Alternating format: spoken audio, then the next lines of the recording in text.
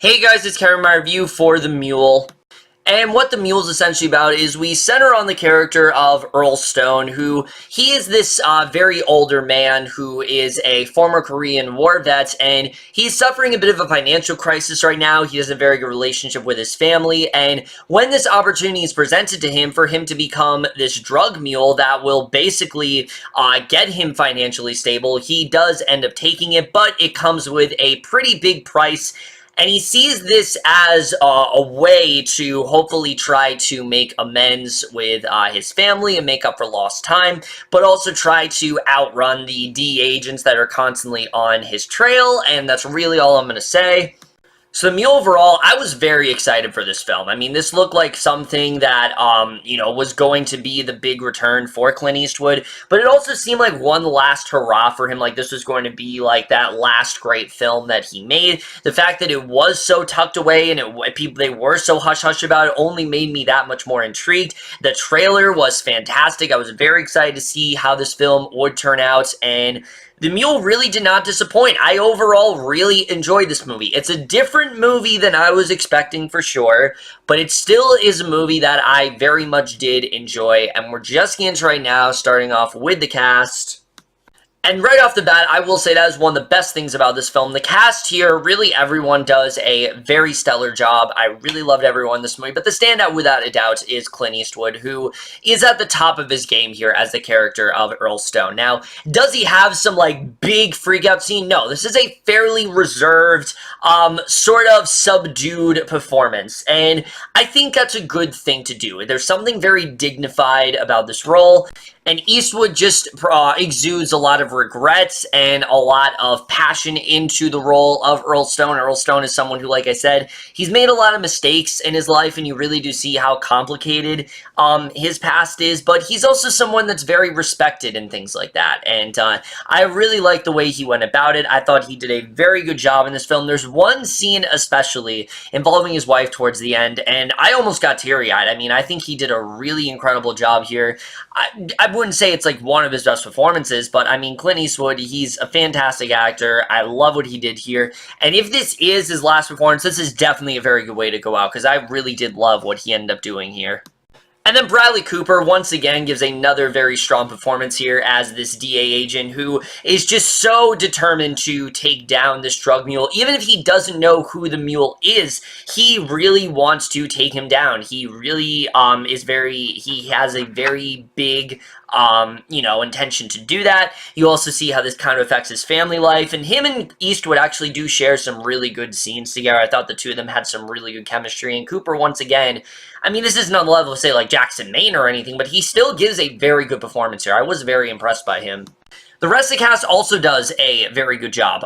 Michael Peña and Laurence Fishburne are, of course, good. They both are very good in this movie. Dianne Wiest had a lot more to do than I was expecting as Clint Eastwood's wife. I thought she was very strong in this film. I really like what she did here. Taissa Farmiga's very good here. Ignacio Serricchio, he plays like the main sort of leader that is, guiding Earl through this. He's the main person that he ends up talking to and commiserating with, and I thought he was very strong as well. I really like what he was going through. I thought they had a really interesting dynamic, and Andy García, while he's not in this movie a lot, he still does a very good job. Really, everyone did a very good job in this film. I was very impressed by the cast here overall. But now I really want to get to the directing and the writing, because, like I said, this movie is not exactly what you think it is. It definitely is a crime drama to its core, and Eastwood does a very good job with those moments. There are a lot of moments that are very riveting. There are a lot of moments that have me on the edge of my seat, but it's more of a fun movie than I was expecting. There are a lot of moments in this film where it is a lot of fun, and it is actually a little bit more lighthearted, and I was not really expecting that, but it does work for this movie. There's a lot of really funny moments here. One in particular involving this one guy that gets pulled over, I thought was honestly pretty hysterical. There's a lot of fun moments like that peppered throughout this film, and, stuff that I definitely really did enjoy in terms of the comedy. But like I said, emotional moments are really what did stick out here. There are some very strong moments here, and I thought overall Eastwood's directing was very good here. His screenplay, though, I definitely really did enjoy a lot. I think his writing is definitely very interesting to this film, because the way he goes about it, again, is not really what I was expecting, and that's a good thing and a bad thing. This is a very simple story. It's not really that complex, and that's something that's a little surprising to me, based on how little the trailer showed. I thought this was going to be a very, like, very layered story, and it was gonna be very it's just a very big story, but it's a lot more smaller scale than I was expecting. And it really, like I said, the entire movie is just him with these druggies, and him transporting them, him driving them to all these different locations, and him hanging out. There is stuff with his family, but it's much more centered on that part of the film, and it does a good job with that. I think by being a smaller scale, they're able to do a lot more in terms of what they can do with this character. They very well flesh out the idea that he's a guy who's kind of a workaholic. He's always working, and that is a detriment to his family. He doesn't have a lot of time for them, and that's caused both of his daughter and his granddaughter to kind of think differently of him. His daughter is actually very he has a very strained relation with her. In the very beginning of the film, she's getting married, and he does not actually make it to her wedding. So throughout the rest of the film, these two are really not in good terms at all, while his granddaughter is constantly trying to cover up for him. She sees the good in him. She understands what he's trying to do, and I thought that was honestly a very interesting dynamic. I like the way his family did play a role into all this, and I did think they did a very good job with that. But like I said, the movie's much more focused on him and the the people who are involved in these drug dealings, much more than I was expecting. And again, it is a very interesting story. There's a lot of fun stuff they do there, and I definitely did really enjoy that, but it was the family aspect that I really did connect to the most here.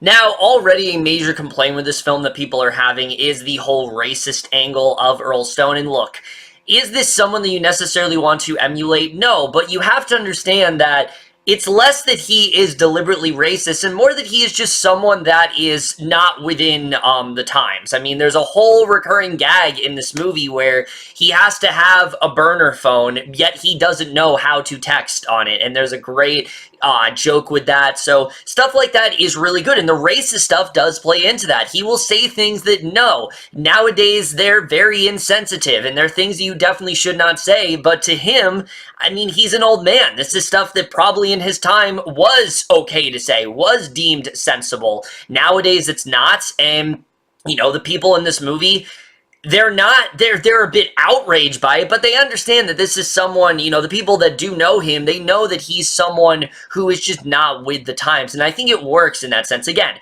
the movie is not condoning what Earl is saying. It's just saying this is who Earl is, this is the way he was raised, this is the way he is, and no, it's not right what he's saying, but back then, that's the person he was, and there's a lot more to like about him besides that. And look, I can understand if people are getting offended, but at least from what I saw, it's not something to really get that upset about here. Now, I will say I did have two issues with this movie in terms of the writing that I do think could have made it better. One is I don't give a shit about really any of these DEA agents. The only one I really cared about was Bradley Cooper, and that's really because this one conversation he has with Clint Eastwood where he talks about his wife and how he also is missing out on certain things. There's a good connection there. But other than him, Michael Peña and Laurence Fishburne really have nothing here. We briefly touch upon the fact that Michael Peña has like 5 children, and that's kind of it. Laurence Fishburne, nothing. He's just the guy that that instructs orders, and that's kind of all he does in this movie. And again, I like them in the movie, but their characters were not really there for me, and it makes the mission a little less riveting. You definitely do want, obviously, Earl to prevail. You know that eventually he's going to get in trouble, and you know that they're hot on his trail, but you just don't get that urgency that the film wants you to have, and I think that definitely could have maybe improved it a bit. My other flaw with this movie is what they do with his family, because for a while, we see his family in the beginning, and then we don't see them for a while, and that was a big flaw for me at first, because I'm like, all right, I really wish we got more insight into his family, and then we do. The third act really makes up for it, and it really does pay off. There's some really great scenes there with his family. But I do think this film would have benefited if we would have gotten flashbacks throughout the film showing the man he used to be and then comparing it to now, just to make it a little bit more of an effective story, just to show the kind of person that Earl used to be and get us to care for him even more. Because I did care for him, and I wanted him to make things right with his family, but again, these are all things we're just kind of hearing about, and I think the film would have benefited a little more if we actually saw these play out. It was a very odd time jump at first, and it was a little bit jarring for me, and I kind of wish that we had flashbacks like that throughout this entire film. I wish we stayed in that time period, and maybe every so often we'd see a flashback of who he used to be, and I just think it would be a little more effective. I'm not saying it had to be throughout the film necessarily, but I think if you had like 2 or more sort of flashbacks, I think it actually would have helped the film a little bit. But overall, I did think the writing was very good here. I was overall very impressed by it. The cinematography here also is very good. I definitely really did like the cinematography in this film. There's a lot of really great shots on display that I definitely did enjoy, and the score in this film is really good. The score you hear in the trailer is not really in this movie, but I definitely did enjoy the score here. The editing of this film, like I said, I think it's a little long. There definitely are some sections that could have been chopped up a bit. There's this one over lawn sequence where Eastwood and all of the drug dealers, they go to this like party, and there's this very weird threesome scene he gets involved in. I don't really know what the point of that was. They could have kind of shaved that off entirely, but overall I was pretty much into it. The pacing wasn't really bothering me for the most part. I didn't really feel it. There were just a couple instances where I felt like they could have cut things down. Also, I will say the ending to this movie is very shocking, but it's one that I was very impressed by. It's something where it could have ended in a very sort of clean way, and it doesn't here. It actually ends in a pretty surprising manner that was honestly very satisfying. I really like the way it was done. Overall, The Mule, it's a different film than I was expecting, but it's one that I still really did enjoy. It's got a knockout performance from Eastwood, who continues to show why he is such a great actor. It's got some really great performances peppered throughout the film, like Laurence Fishburne and Bradley Cooper and Dianne Wiest and things like that. The directing here is very good. The writing here is really good. There's actually a lot of fun moments throughout the film, but there also is that really great core story with his family that I definitely did enjoy a lot. I wish we got a little bit more there, as I said before. But overall, I really did like this movie a lot, and I am going to give The Mule overall a B. Like I said, it's not necessarily an essential watch, but it's definitely one that I do think you should check out for sure. But that's it for this video. Hope you guys enjoyed it. We'll see you guys in my next video, and we'll see you guys for that. Okay, bye.